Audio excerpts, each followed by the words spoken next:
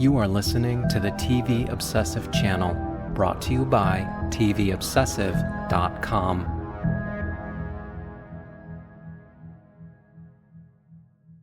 In line with the structure of previous season premieres, For All Mankind, Season 5, Episode 1, begins with a barrage of news clips filling us in on what's happened historically over the course of the time jump that occurred at the end of Season 4.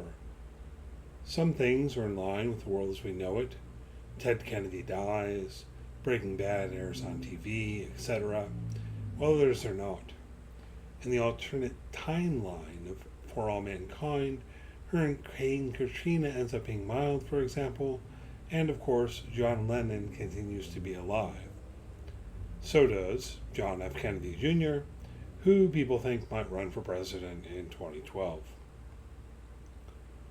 Closer to our story, Al Gore loses his re-election campaign for president in 2004 to the fictional James Bragg, played by Randy Oglesby. You'll recall that Bragg served as vice president to Helen Wilson, Jody Balfour, during her first term and was coded as a conservative Christian even if the show didn't dig into it that much. Now, his primary political issue seems to be bringing Mars to heel, and we're told he's won re-election in a landslide. Sam has been sent to a federal prison for a role in stealing the Goldilocks asteroid, and it would seem she might not be in this season.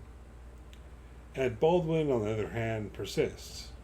He's still living on Mars, though he has to wear an ankle bracelet that keeps him out of important rooms.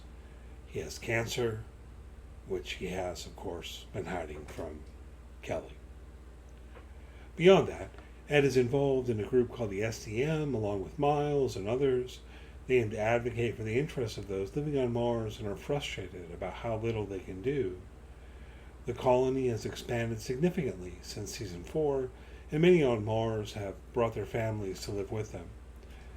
The legality of this isn't made entirely clear in the season premiere. Some, referred to as craters, arrive in shipping crates, which doesn't seem like how you would do things if everything was above board. But at the same time, there doesn't seem to be any active effort to detain or deport anyone. Perhaps this will be explored more later in the season. First Light does introduce us to Celia Boyd, Mary Alinos, who works security on the colony. She chases someone who spray-painted "Free Mars" on a wall towards the beginning of the episode, and it turns out that this person is Lily Ruby Cruz, who's Miles' daughter, though no one in the story of For All Mankind knows that yet, that she was doing the graffiti and so on. More significantly, Boyd questions the official narrative of suicide after Alex, Sean Kaufman, discovers a dead body on the surface of Mars. Apparently there have been enough people who have decided to run out on the surface of Mars without a suit for a slang term of, quote, pulling a Gordo to have developed. I'm offended on Gordo's behalf, but I have also begun to wonder whether these were all suicides. The most recent case is discovered to have been a murder, first from Boyd's distance-based suspicions, and then from the fact that the man's eardrums were intact. The dead man isn't a character we previously met, but Season 5, Episode 1 provides enough to make clear that it is a Korean crater that Lee Jung-il told Ed earlier in the episode he was jealous about. And the episode ends with Jung-il being arrested. For what it's worth, I don't think the first man to set foot on Mars did a murder. I suppose it's possible, but I suspect that For All Mankind has more of a mystery in store for us with this storyline. Or maybe I just like Jung-il from past seasons.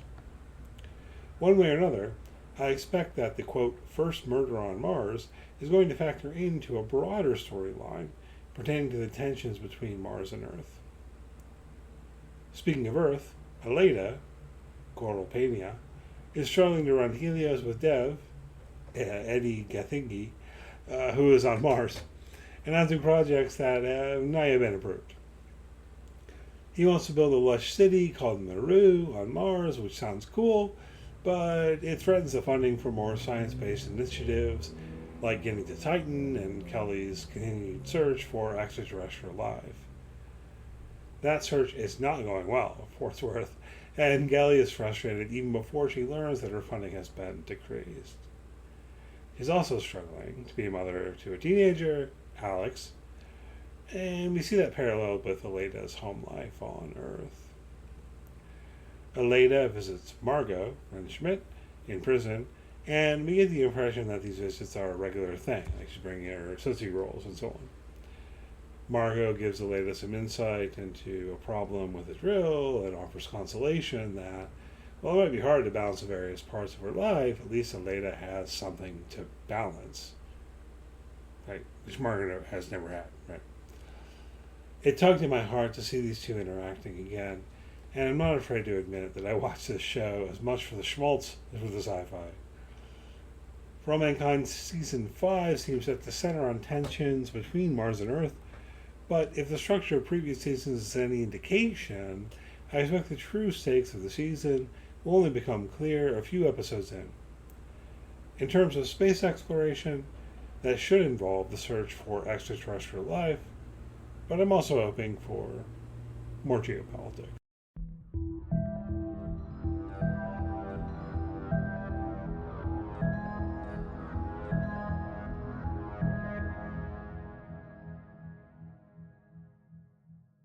If you enjoyed this article, please like, share, comment, or subscribe. If you'd like to read or listen to more of our work, or if you'd like to support us directly, please see the video description below. As always, thank you for supporting TV Obsessive.